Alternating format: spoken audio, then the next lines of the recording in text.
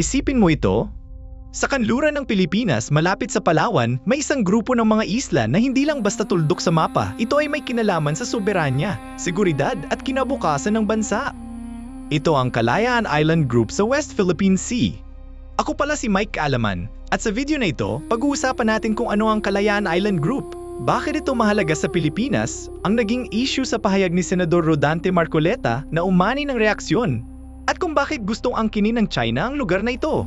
At bago tayo magsimula, pwede pa follow or subscribe sa ating channel. Maraming salamat at simulan na natin!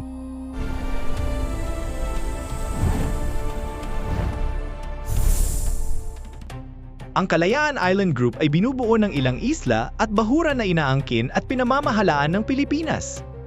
Mahalaga ito dahil hindi lang lupa ang pinag-uusapan dito, kundi pati ang malawak na karagatan sa paligid na mayamang dagat, posibleng likas yaman, at strategic na lokasyon para sa kalakalan at seguridad.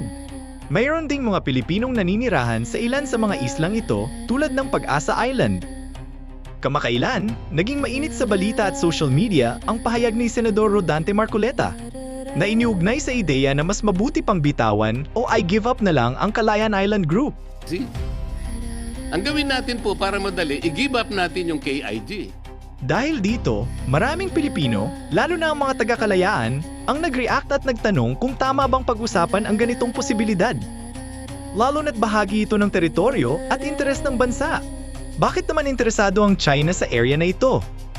Una, dahil sa strategic location ito, mahalaga sa ruta ng kalakalan at presensya sa rehiyon. Ikalawa, dahil sa yamang dagat at posibleng resources sa ilalim ng dagat. At ikatlo, dahil sa impluwensya at kapangyarihan, ang may kontrol sa lugar ay may mas malaking boses sa kung ano ang mangyayari sa paligid. Sa huli, naiwan sa atin ang ilang mahahalagang tanong. Ano ba talaga ang dapat na paninindigan ng Pilipinas pagdating sa Kalayaan Island Group? Hanggang saan tayo handang ipaglaban ang ating karapatan at soberanya?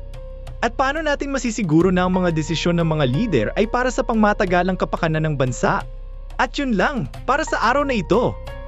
Para sa mas marami pang fun facts at kaalaman, patuloy lang sa pagsubaybay.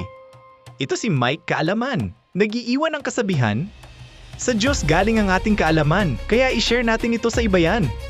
Thank you for watching. God bless.